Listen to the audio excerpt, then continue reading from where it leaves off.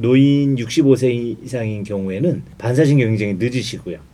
그래서 이제 제일 흔한 경우가 압박골절 같이 요추 1번이 납작해지거나 꼬리뼈가 손상이 오거나 대퇴골 쪽에 이제 골절이 오거나 그런 부분들 때문에 손을 짚을 겨를이 없이 그냥 주저앉는 경우가 많습니다.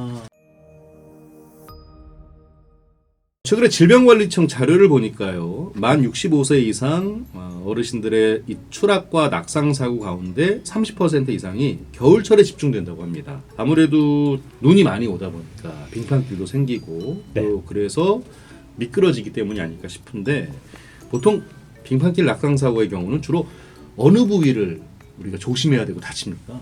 노인 기준인 경우와 그렇지 않은 경우 좀 다릅니다. 노인 65세 이상인 경우에는 반사신경 굉장히 늦으시고요. 그런 부분들 때문에 손을 짚을 겨를이 없이 그냥 주저앉는 경우가 많습니다.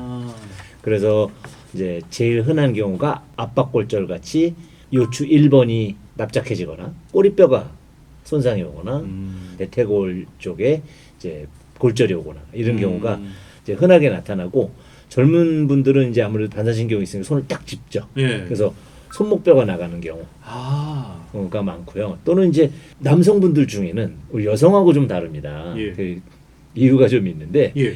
술이 또 문제가 됩니다. 그랬을 때 조심하셔야 대부분 되는데. 이렇게 운동신경 떨어지는데 술로 방향 감각이 없고 그런 상태에서 앞에 뭐가 잘 안 보이는 상태죠. 그래가지고 그냥 머리를나 얼굴을 부딪혀서 뇌진탕 같은 또는 이제 안화골절, 뭐 코가 이제 비중격이 이제 결손되거나 이런 경우들까지 남성과 여성도 차이가 있고 저 노약자와 이제 젊은층의 차이도 있고 그렇습니다.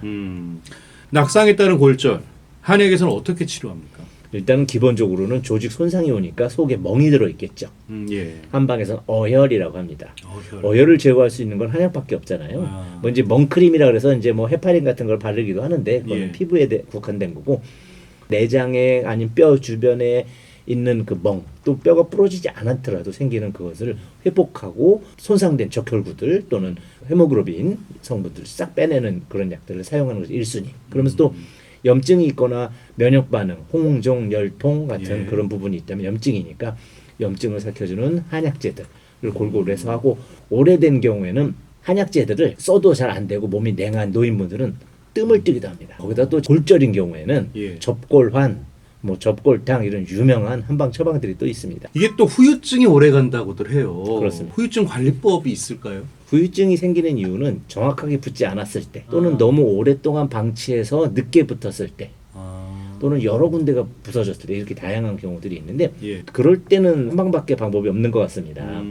왜냐하면 골절 부위가 너무 깊이 있고 뼈에 사용할 만한 특별한 부분이 없다 보니 한약제를 투여해서 하는 수밖에 없고 저희도요.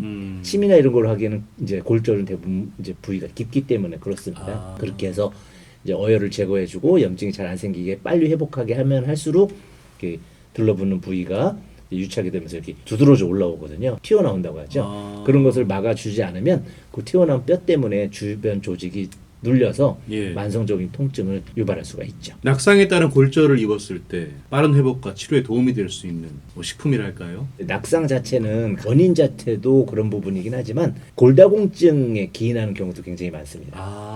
연세 드신 분의 골절이 쉽게 되는 이유도 그런 부분이어서 골다공증 예방이 같은 계열이라고 생각하시면 좋겠고 골다공증 같은 경우 여성들 같은 경우 여성 호르몬 부족에 의해서 갱년기 때 나타나기도 하지만 노인들 같은 경우에는 칼슘이 많이 빠져나가고 그런 부분들이라서 칼슘의 공급, 또 비타민 D의 공급 그리고 비타민들은 또 이제 햇볕을 많이 쬐셔야 되겠죠.